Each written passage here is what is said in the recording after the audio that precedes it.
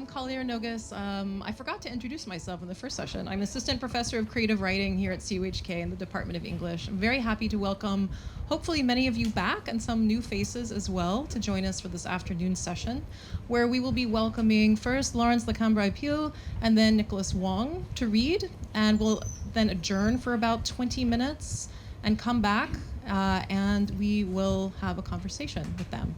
And me, which I'm very excited about.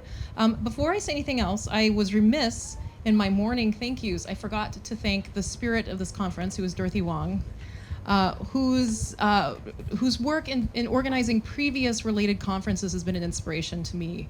Rapapuck in the UK, and also with Pragita Sharma. Pragita, I think you founded the conference inspired by Dorothy's academic work, thinking its presence on race and poetics in the United States. So that shout out is necessary. And I think I also forgot to say explicit thanks to Michelle Chung and Virginia Lowe in the Department of English. So now I have done my duty. It's a relief. Okay. So I would just like to welcome you again, and particularly welcome Lawrence Lacambra Ypil to read. He is from Cebu, Philippines. He teaches currently in Singapore at Yale and US College, which I believe is still Yale and US College until 2025. We have until 2025.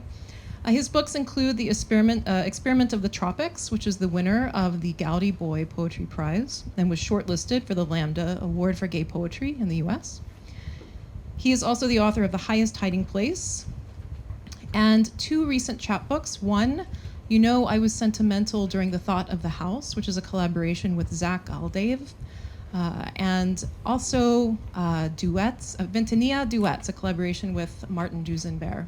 So I think he may be sharing a little bit from each of those works with us today. He's also a founding member of the Docu Collective of writers, artists, and historians who rethink how archives relate to creative practice. So documentary poetry is a particular interest of Larry's.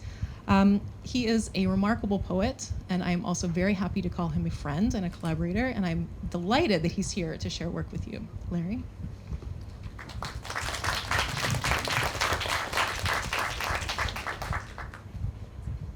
Thank you, Collier. I thought Nick was going to read first, so give me a minute to gather myself. I thought I'd share old and new work this afternoon. I've been interested in the relationship of poetry and the archives. In the past few years, my work has revolved around the archival material from my hometown, Cebu, in the Philippines. It's a project of recuperation, of re-encountering histories, both undocumented and unseen, legible and obscured. It's interested in recovering what has been lost. But it has also been interested in what it means to see. While photographs are usually treated as repositories of fact, I'm interested in the ways poetry might bring to photography modes of encountering history that articulate as much the past as the present moment of seeing. What does a poem see in photography? How might a poem sing a photograph? And given that these are photographs of empire and occupation, it is to wager and to unravel an ongoing history of looking and being seen that continues to shape the present moment. In speaking about photography, might a photograph say something about me and you? So I thought I'd read some poems from the collection. These are photographs of Cebu from the early 20th century, during the American occupation of the Philippines. In the Philippines, we call it peacetime. Obviously, that's a very complicated statement.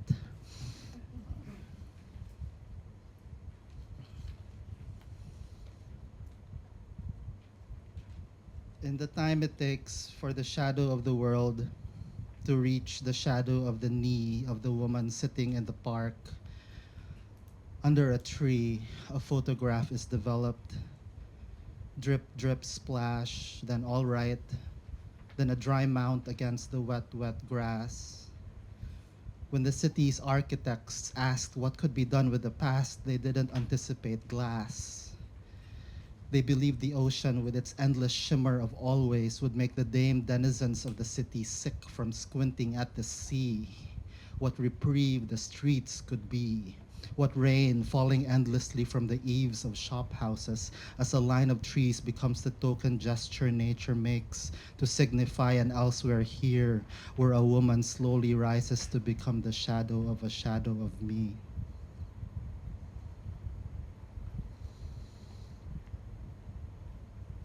Stand still, stasis. The way the river carried a boat, the way a boy and his shimmer stood at the edge of the stream unthinking. Before the invention of the telephone, before the construction of the tram that would take the flowers down from that mossy mountaintop to that sweltering town. It takes a man willing to walk up and down a village to determine how long it takes the aster to wilt in the neighbor's garden inside a vase. There is a fruit plucked without asking, like a letter stuffed with one's thoughts fresh as the underbelly of not saying, unbruised, unpromised. After the war was lost, after the refrigerator, upon invention, was defrosted.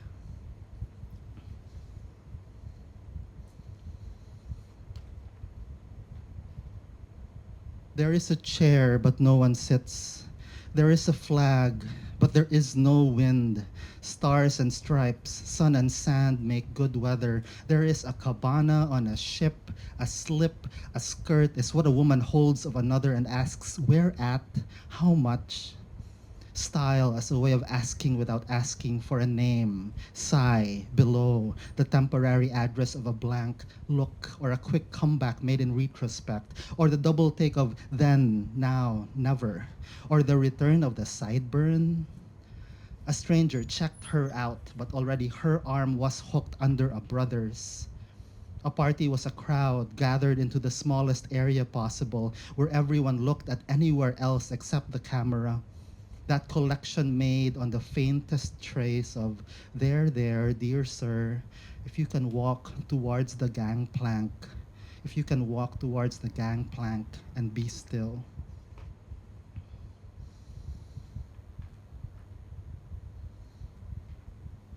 I want to thank Don Me for bringing up a word this morning that I haven't thought of that is actually very important to my writing, and that word's pensive. And it's something that I think permeates through the book. These are pensive poems. And I think in some of them, I'm a pensive boy thinking about photographs. It's interesting to think of pensive as a kind of critical attitude towards photography. In the manner of thinking, that is the thinking of the boy sitting on a chair with his legs crossed, believing this is what thinking does, resting his elbow on his knee, staring at the ground, pretending this is what looking does to looking. In the garden, the photographer held the flower by its stem, while the maid, thinking this is what believing meant, looked into the distance of herself while tilting her head to that vine of hesitation to be touched, as some men might brush their arms against each other without looking at themselves in the eye, and in this way was the camera invented.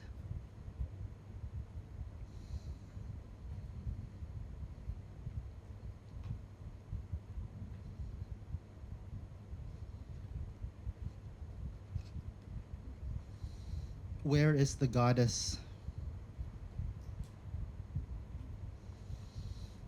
In the crook of a finger, in the chink of a cup, in the outline of an arm seen briefly by slant of light. In the painting, at least, she held the hand of her sister by the banister.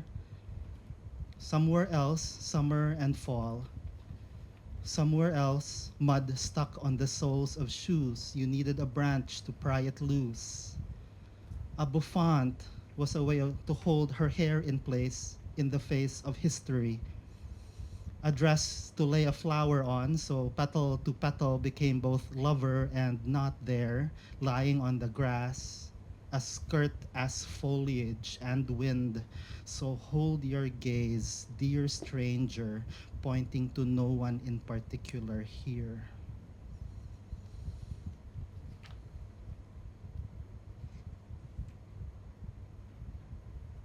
Part of the project was really discovering that I couldn't really write about history.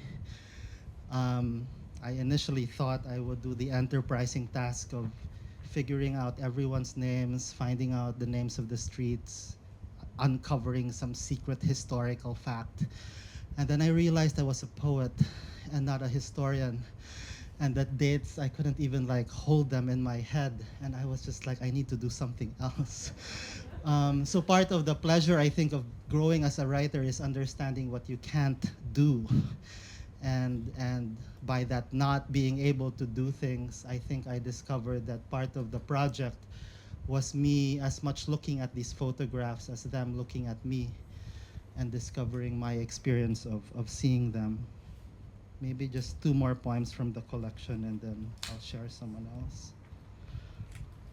This was also a way to encounter American history in the Philippines, and the way it permeates a lot of what I imagine to be Filipino thinking, right? And the moment you imagine that you're a Filipino thinking Filipino thoughts, you realize that that's a complicated matter, and that it is shaped by occupation upon occupation. It's shaped by other people.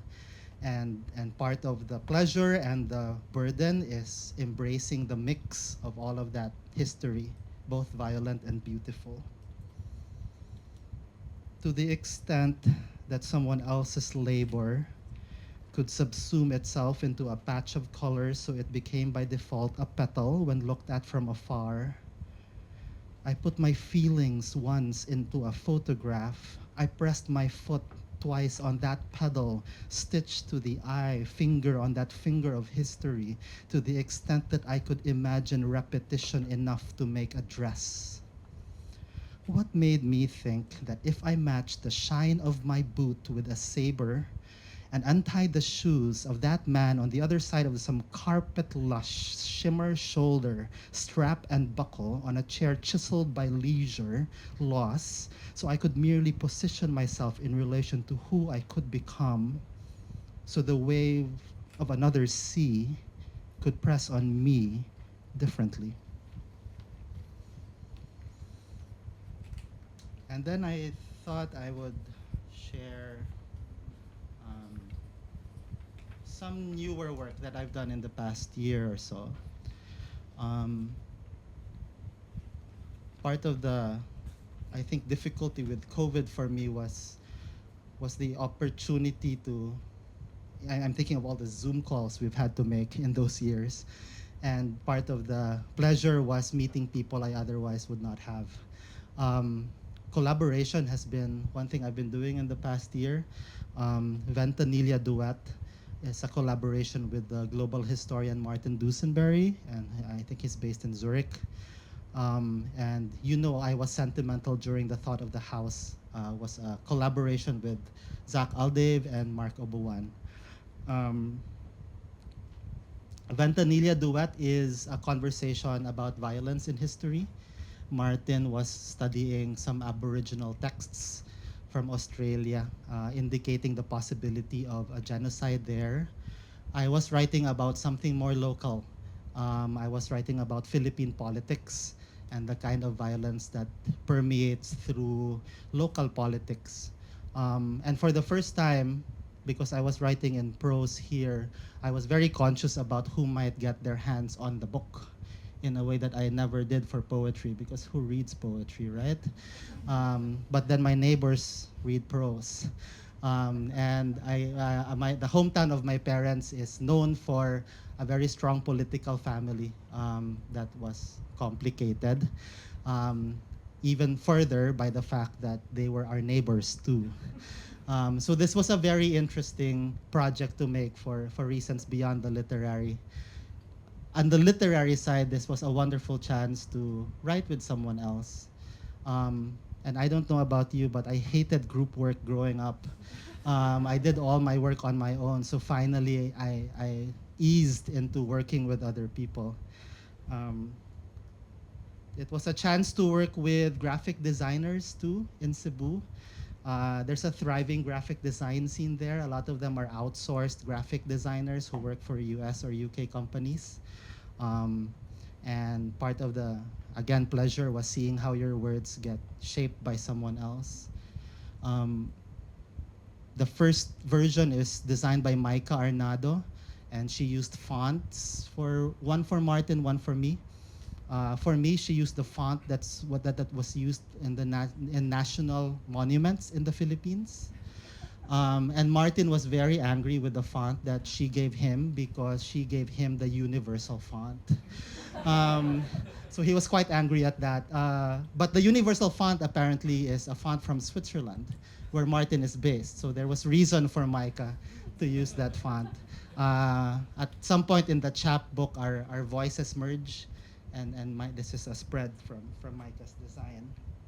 The book was also redesigned by an Australian-based designer, Regine Abos. So it was interesting that she used the same font for both me and Martin, so there was no fight there.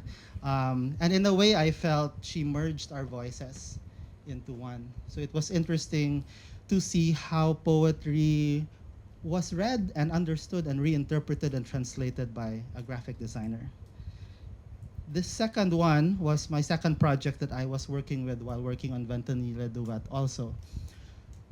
For some reason, I didn't tell Martin that I was working with someone else. So he felt like I was cheating on him. And I also wonder why I never brought it up with him.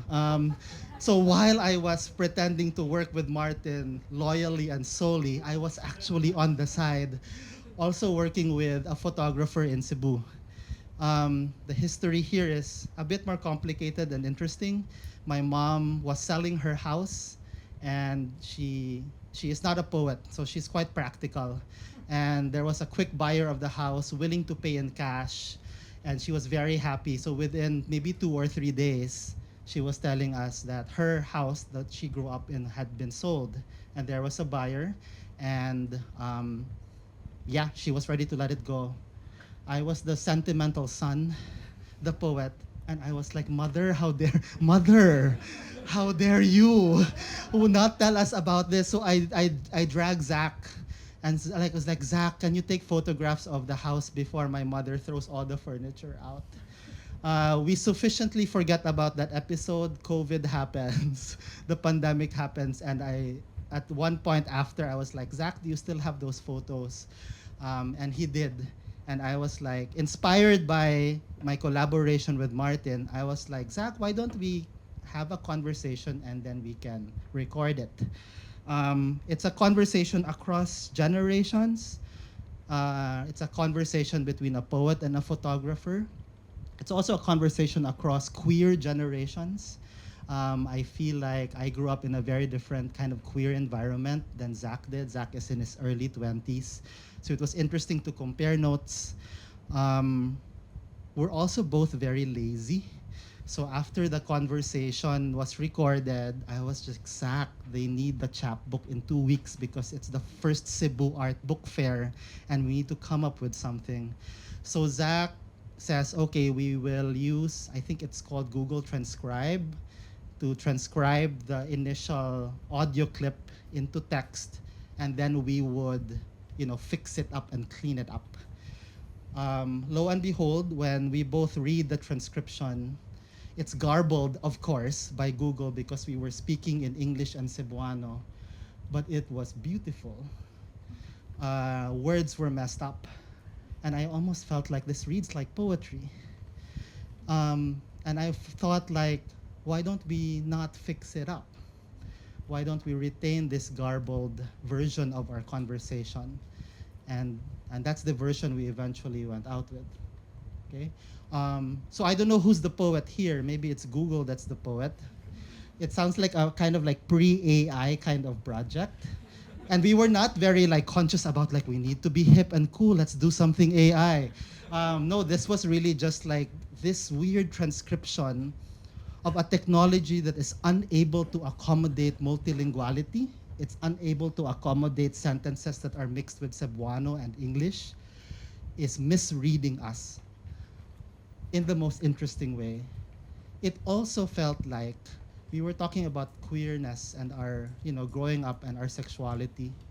And in a way, I think contemporary discourse of gender and sexuality prizes transparency, as if to suggest once you come out, things are okay.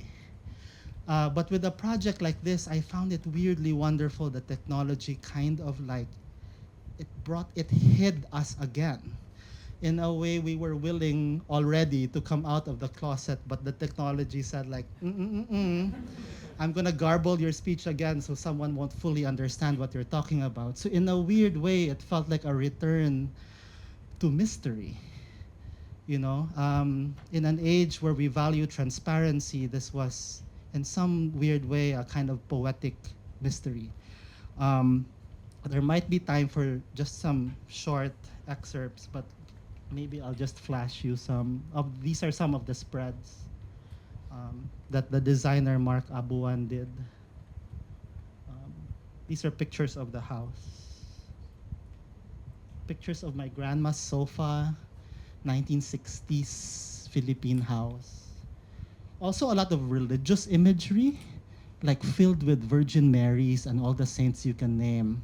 So I didn't really notice that growing up. And I think it took the photograph for me to like realize, oh, it's like filled with religious imagery. Um,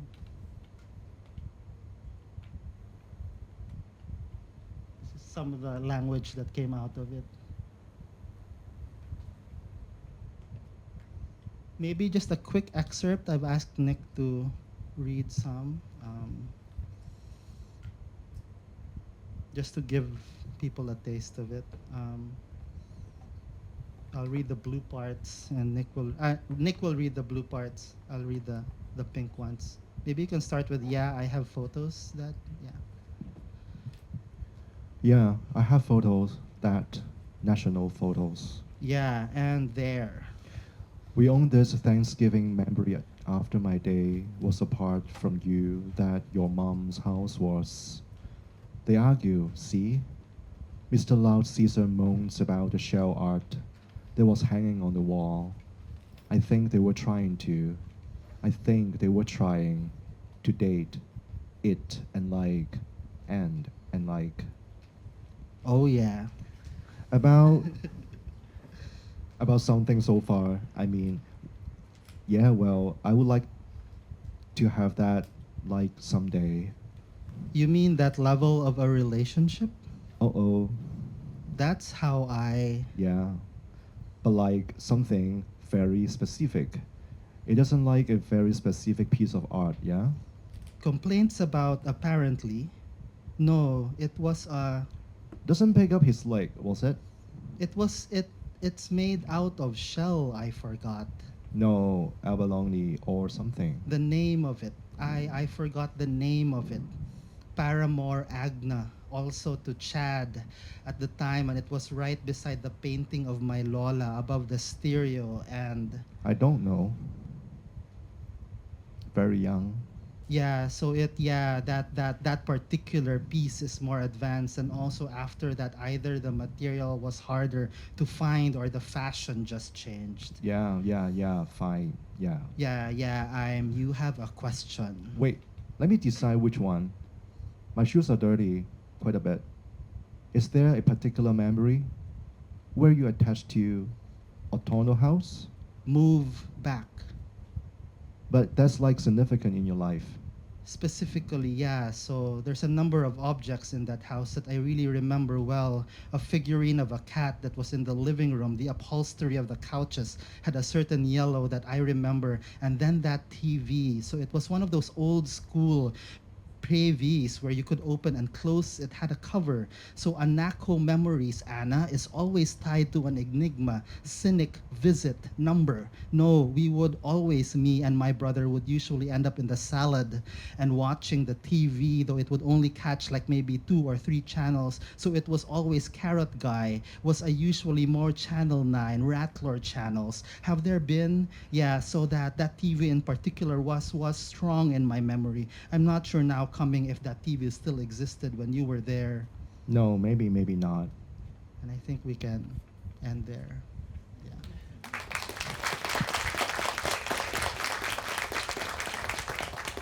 Thank you very much.